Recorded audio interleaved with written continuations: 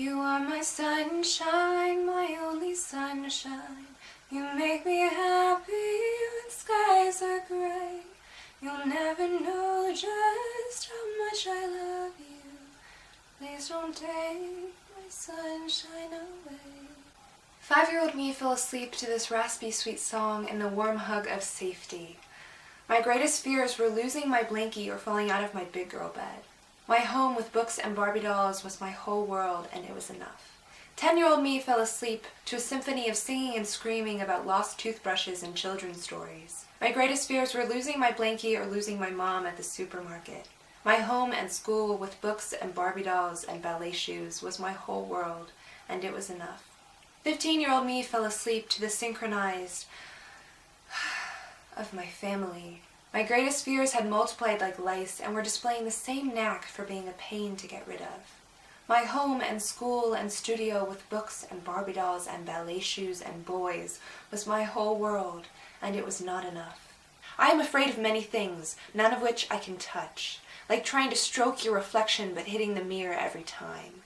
And it's difficult to face a fear that you cannot see, difficult to run from something that can surround you, difficult to conquer something that never dies. Put me on a roof and watch me dance. Give me a snake and we will become friends. I will speak to a crowded room with legs that do not shake. I will stand in the dark to see the stars. My heart does not quicken when the plane lifts off. My breath stays steady when I see a stethoscope. Give me a fear I can touch and I will face it with a kiss. But show me a fear I can only feel and I will feel it in my bones. The problem with success is that perfection becomes the expectation.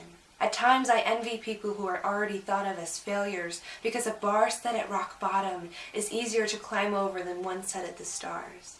Yes, I may have the ambition and optimism and raw talent, but on days when those attributes are butterfly wings against a glass ceiling of pressure, I am afraid.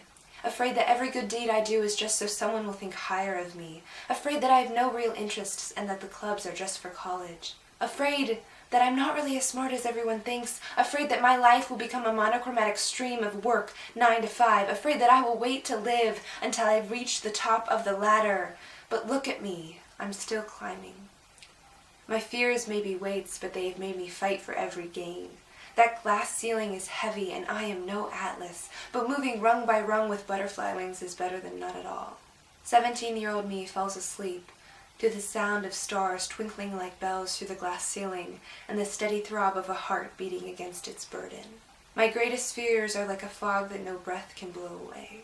My home and school and studio and sky with expectation and obligation and endless ladders is my whole world, and it is not enough.